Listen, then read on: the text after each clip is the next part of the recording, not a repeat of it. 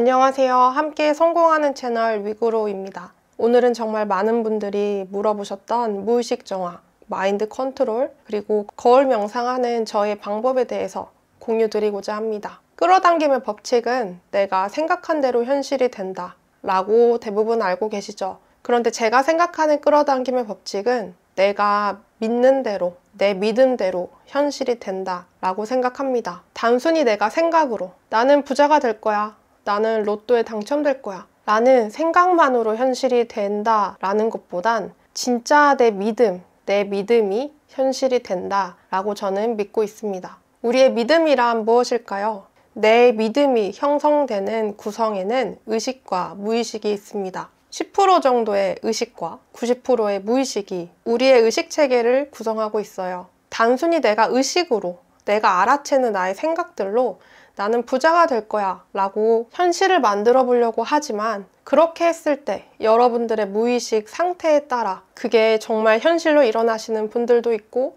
현실로 일어나지 않은 분들도 있습니다. 그 차이는 그걸 거예요. 무의식 속에 반대되는 믿음이 없는 분들은 내가 그걸 생각만 품고 있었는데도 즉각 현실로 만들어지는 경험을 하실 거고, 무의식 속에 내가 원하는 것에 반대되는 믿음이 잔뜩 깔려 있다면 그분들은 아마 의식적인 생각만으로 현실로 만들어지지 않는 경험을 하실 거예요. 이 무의식은 많은 분들이 이야기하시는 잠재의식과 똑같다고 저는 생각을 합니다. 그리고 의식도 누구는 5%, 누구는 10%라고 표현을 하는데, 저는 이거를 학문적으로 접근을 한 게 아니라 제 삶을 편안하게 만들어주는, 내가 원하는 인생을 만들어가게끔 해주는 도구로서 사용을 하고 있기 때문에 완전히 학문적으로 접근하진 않았다. 저만의 개인적인 의견이다 라는 거를 먼저 말씀드립니다. 우리는 10%의 의식과 90%의 무의식으로 이루어진 나만의 각자 믿음을 갖고 있습니다. 내가 만약에 의식적으로 어떤 생각을 품고 있는데도 그게 현실로 일어나지 않는 듯한 느낌을 받는다면 그때는 내 무의식을 들여다봐야 됩니다. 오늘은 이 무의식을 들여다볼 수 있는, 내 마인드 컨트롤을 할 수 있는 방법들을 몇 가지 소개해 드릴게요. 여러분들이 마인드 컨트롤을 사용할 때 주의사항이 있습니다. 저처럼 어떤 한 가지에 너무 빠져서 그 방법만 주구장창 파는 거는 하지 않으셨으면 좋겠어요. 저는 끌어당김의 법칙, 이 또 긍정에 완전히 몰두해서 부정적인 감정이 들어올 때마다 아니야, 나는 부자야, 아니야, 나는 다 할 수 있어 라고 자꾸 제 생각을 덮는 것도 경험을 해봤고, 반대로 이 무의식 정화라는 것에 심취를 해서 하루 왼종일 부정적인 것에만 집중했던 적이 있습니다. 내가 하루에 하는 생각 속에 어떠한 부정이 숨어 있을지 그 부정에만 초점을 맞췄었는데요. 그렇게 했을 때 저의 단점은 계속 부정적인 것만 나타났습니다. 그 이유는 그거겠죠. 제 생각의 초점이 부정으로 향해져 있었으니까요. 그걸 어느 순간 깨달았습니다. 내가 내 삶에 좋은 것들은 하나도 보려고 하지 않고 오히려 부정에만 집중해서 이걸 완전히 정화시키겠다라는 말도 안 되는 관점으로 접근을 했구나. 여러분들은 끌어당김의 법칙으로 긍정과 감사도 하시고, 심상화도 하시고, 시각화도 하시고요. 그리고 무의식 정화도 활용하셔서 내 무의식 속에 쌓인 내가 원하지 않는 믿음들을 바꿔나가는 작업을 함께 하시길 바랍니다. 이 두 방법들을 접근할 때 어떤 거 하나 붙잡지 마시고 내 삶을 편하게 만들어주는 도구로서 그때그때의 감정에 맞춰서 사용하시길 바래요. 이 무의식 정화는 그럴 때 사용하시면 좋습니다. 여러분들이 끌어당김의 법칙을 이용해서 나에게 일종의 세뇌를 하려고 하시거나 목표를 잃거나 아니면 확언을 하거나 심상화를 할 때 어느 순간 그런 의심이 피어오를 거예요. 아니, 나는 안 될 것 같은데? 이거 나를 기만하고 있는 거 아니야? 난 내가 너무 의심스러운데? 그런 마음에 쎄한 느낌이 들 때, 그때 이 무의식 정화를 활용하시면 좋습니다. 첫 번째 방법은 바로 관찰 일기를 쓰시는 겁니다. 이 관찰은 나를 관찰하는 일기예요. 여러분들은 각자 생활 습관을 갖고 계시죠. 어떤 분은 샤워할 때 머리부터 감고 몸을 닦으시는 분들도 있고, 어떤 분들은 이부터 닦고 몸을 닦고 머리를 감는 분들도 계시고, 각자의 생활 습관을 가진 것처럼 생각도 똑같이 습관이라는 형태를 띠고 있습니다. 우리의 생각도 똑같이 일종의 습관을 가지고 있어요. 생활의 습관처럼 생각의 습관을. 제가 추천드리는 첫 번째 방법은 관찰 일기를 통해서 내가 가지고 있는 내 생각의 습관을 한번 적어보세요. 제가 찾았던 저의 이 생각의 패턴, 생각의 습관은 어떤 게 있었냐면, 예전에 제가 미라클 모닝을 하면서 제때 내가 원하는 시간에 일어나지 않아서 그 하루를 망쳐버릴 때, 그때 저를 한번 관찰해 봤습니다. 일단 그때 저는 늦게 잡니다. 그리고 늦게 일어나요. 하루를 망쳤다는 기분이 들면서 굉장히 부정적인 감정에, 그 에너지에 휩싸였습니다. 그리고 나서 저녁이 되면 내가 이렇게 살아서 뭐하나, 내가 무슨 재미로 사나 라는 생각이 들어요. 마음이 허무하기도 하고 공허하기도 하고. 그럼 이때 저는 무엇을 했냐면 야식을 시켜 먹습니다. 야식을 시켜 먹으면서 술도 한 잔 마셔요. 그리고 다시 늦게 자죠. 이 야식을 먹을 때면 굉장히 기분이 좋습니다. 사는 게 갑자기 또 즐거워지고, 역시 이게 인생이지 라고 하면서 야식을 먹는 그 순간에는 굉장히 행복해요. 그리고 나서 또 늦게 잡니다. 그리고 늦게 일어나고 거울 속 나를 보면서 못생겼다고 살쪘다고 자책하고, 이런 쳇바퀴 도는 이 되돌이되는 생각의 습관을 항상 가지고 있었어요. 한 가지 어떠한 계기로 내 하루를 부정적으로 바꾸고, 그 부정적으로 바꾼 그거를 야식이란 걸로, 술이라는 걸로 풀고 있던 저의 생각의 습관, 생각의 패턴을 가지고 있었습니다. 관찰 일기에 적어요. 나는 무언가 실패한 느낌이 들 때 야식을 먹고 술을 먹으며 행복해한다. 이거를 알아채는 겁니다. 알아챘을 때 어떤 게 달라지냐면, 알아챈다는 게 되게 별거 아닌 것처럼 보이고, 예전에 저로 되돌아봤을 때는 알아차린다고 뭐가 변해? 라고 생각을 했었는데, 이 습관 자체를 알아채고 나면 여러분들이 다시 그 생각의 습관을 반복시키려고 할 때 맞다, 이거 내가 가진 안 좋은 습관이네 라는 거를 단박에 파악할 수가 있습니다. 파악했을 때 예전처럼 다시 야식을 시켜 먹을 수 있어요. 그치만 확실히 횟수가 적어지고 그거를 어느 순간 컨트롤할 수 있는 능력이 생깁니다.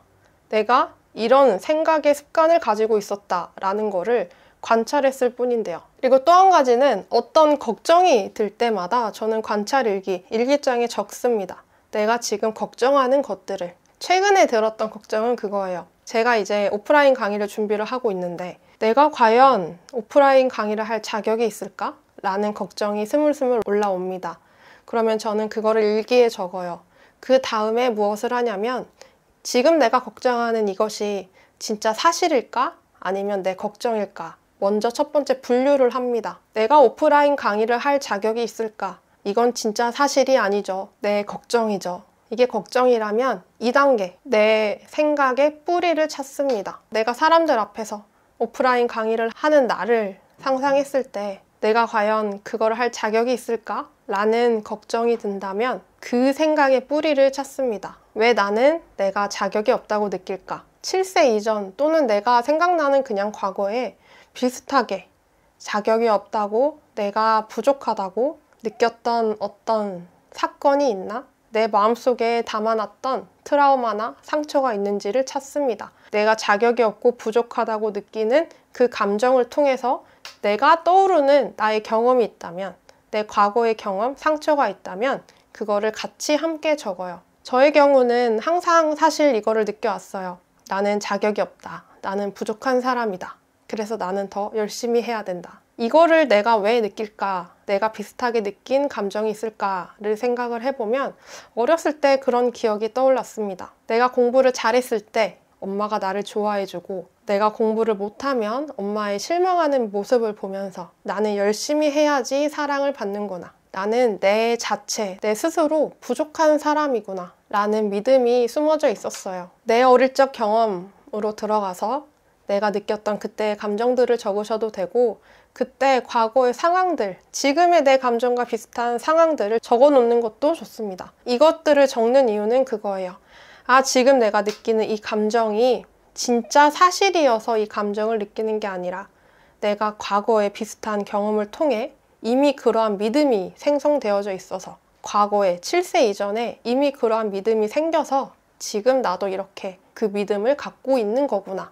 알아차리기 위한 방법입니다. 아까 말씀드렸듯이 알아차리는 게 사실 이 무의식 정화, 마인드 컨트롤에서 가장 중요합니다. 알아차리기만 해도 굉장히 많이 옅어지는 걸 느끼실 거예요. 아, 내가 이 감정이 진짜 사실이 아니라 내가 과거에 있었던 어떠한 믿음, 어떠한 상처 때문에 지금 이러한 감정이 올라오는구나. 그렇구나. 라고 알아채고 인정을 해주세요. 아, 내가 지금 그래서 그랬구나. 인정까지만 하셔도 정말 훌륭합니다. 한 가지 예시를 더 들면 전 지금도 이걸 갖고 있습니다. 나는 가난하다라는 믿음과 나는 앞으로 돈을 더 못 벌까 봐 두렵다 라는 믿음을 가지고 있어요. 그 믿음은 정말 뿌리 깊게 박혀 있기 때문에 수시로 정화를 해줘야 되는데요. 내가 돈을 벌지 못할까 봐 두렵다. 내 자격이 의심스럽다. 나는 돈이 없어질까 봐 두렵다. 라는 것들을 일단 일기에다 적고 알아채고 인정해 주는 겁니다. 아, 나는 내가 지금 두렵구나. 나는 의심스럽구나. 나는 이게 걱정스럽구나. 알아차리고 인정해 주세요. 세 번째, 호흡포노포노입니다. 내면 아이 명상에서 나왔듯이 우리 안에는 이 무의식이라는 내면 아이가 함께 있어요. 이 무의식이라는 믿음은 7세 이전에 믿음이 다 형성이 되기 때문에 이 무의식을 내 내면 아이라고 생각을 하셔도 됩니다. 내면 아이 명상을 통해서 내가 느끼는 나의 과거, 나의 어린아이일 때의 감정을 느껴주시면서 내가 일상생활을 하실 때 이 호흡포노포노를 활용을 할 수가 있는데요. 호흡포노포노는 하와이 원주민들이 사용하는 무의식 정화 방법인데요. 생각보다 굉장히 간단합니다. 내가 어떤 부정적인 감정, 내가 변화시키고 싶은 감정이 올라올 때 속으로 아니면 입 밖으로 이 단어들을 계속 반복해 주는 거예요. 사랑합니다. 미안합니다. 용서해주세요. 감사합니다. 이 네 가지 문장을 계속 반복하면서 내 안에 있는 내면 아이에게 계속 메시지를 전해주는 거예요. 저는 이 방법도 예전에 사용을 했었는데 빨리 내가 바꾸고 싶은 무언가 감정이 올라올 때 아니면 지금 당장 너무 화가 나서 미칠 것 같을 때 아니면 너무 불안해서 미칠 것 같을 때 호흡포노포노를 항상 머릿속으로 되뇌었었습니다. 이렇게 내면 아이에게 내 무의식에게 알려주는 거예요. 지금 이 감정을 치유할 수 있게 도와줘.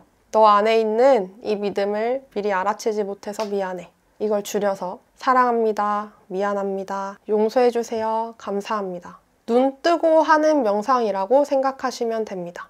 이 방법도 정말 효과가 좋으니까 여러분들 실생활에서 눈을 감고 명상을 할 수 없는 상황에 계시다면 눈을 뜬 채로 계속 이 단어들을 내뱉어 보세요.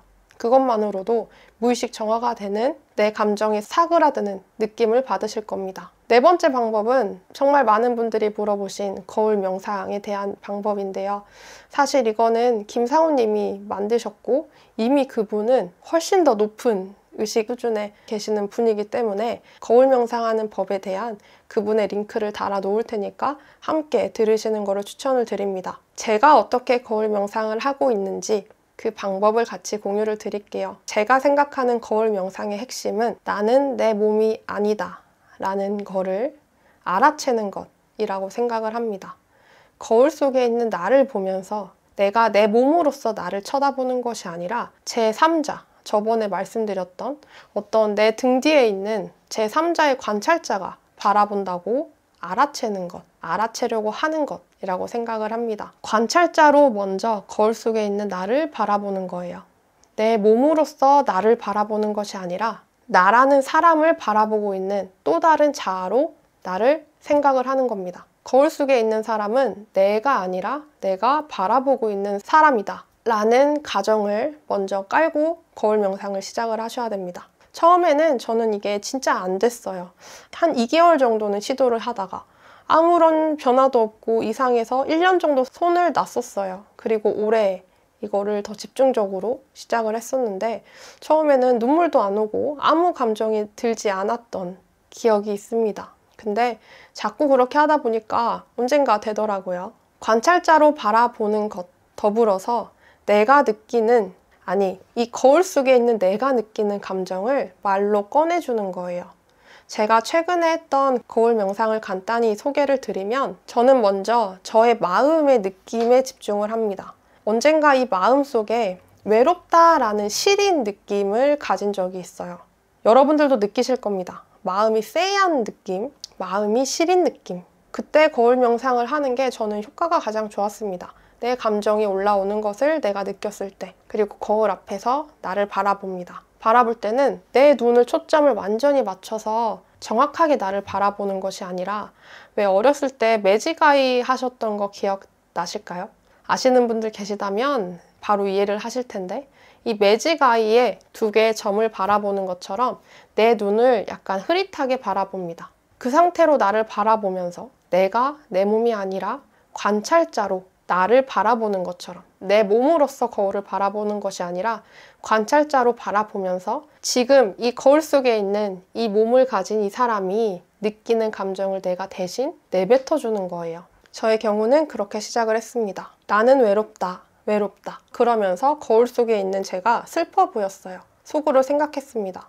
왜 슬플까? 그리고 떠오르는 생각들을 그냥 아무 말 대잔치로 막 내뱉어 줍니다. 외롭다. 나는 혼자다. 사람들은 나를 미워한다. 나는 사랑받기 위해 노력해야 된다. 나를 다 떠나갈까봐 무섭다. 버림받고 나 혼자 이 세상에 남겨질까봐 너무 두려워. 라는 식으로 내 모든 생각들을 입 밖으로 꺼내어 놓습니다. 흐릿한 눈의 초점과 관찰자로서 나를 바라보려고 노력을 하면서요. 그러면서 저는 그렇게 내뱉고 나서 저희 어린 시절을 들여다봅니다. 어렸을 때 제가 느꼈을 법한 말들을 같이 해줘요. 나는 사랑받을 자격이 없는 아이다. 나는 살아갈 자격이 없다. 나는 사랑받기 위해선 노력해야 된다. 라는 식의 약간 뇌를 걸치지 않고 그냥 떠오르는 모든 말들을 거울 속에다가 풀어놓습니다. 내뱉습니다. 제가 이 외로움에 대한 거울 명상을 하고 나서 저희 카페에 글을 남겼었는데, 자세한 내용은 밑에 남길 카페 글을 통해서 참고를 하시면 좋겠습니다. 이렇게 말들을 꺼내어 놓다 보면 어느새 어떤 사건들이 떠올라요. 내가 과거에 경험했던 사건. 그때로 들어가서 그때 내가 느꼈던 감정들을 내뱉어 보기도 하고, 상대방이 나에게 하는 것처럼 말도 해보기도 하고, 그런 식으로 충분히 느껴줍니다. 충분히 느꼈다라는 소리는 내 마음속에 있던 쎄한 감정이 사그라들 때까지 하시는 걸 추천을 드려요. 오늘 알려드린 무의식 정화, 마인드 컨트롤에 대한 부분은 총 4가지였습니다. 관찰일기를 쓰는 것, 관찰일기 속에 내 걱정이 진짜 사실인지 걱정인지 판단하고 걱정이라면 2번째, 내 뿌리를 찾는 것, 그리고 3번째, 호흡포노포노, 4번째, 거울 명상, 이렇게 알려드렸습니다. 이 방법들을 단계별로 사용해보시면 더 효과가 좋으실 것 같고요. 이것들을 꼭 사용을 하실 때 내 모든 부정적인 감정을 제로로 만들겠다, 없애버리겠다 라고 접근을 하지 마세요. 왜냐하면 우리가 살아온 날이 30년이라면 이 30년 동안 쌓아온 우리의 부정적인 믿음을 없애려면 똑같이 30년의 시간이 필요하다고 하니까 바로 제로로 만드는 건 거의 불가능에 가깝습니다. 내 감정을, 내 부정적인 감정을 아예 없애버리겠다 라고 접근하지 마시고, 이렇게 한 번씩 느껴지는 쎄한 감정, 내 마음속에 뭔가 시린 감정이 있다면 그거를 신호로 과거의 상처를 알아채준다. 그리고 느껴주고 인정해준다. 이렇게 오늘 하루에 양치를 했다. 라는 식으로 접근하시길 바랍니다. 함께 성공하는 위고로우 되겠습니다. 감사합니다.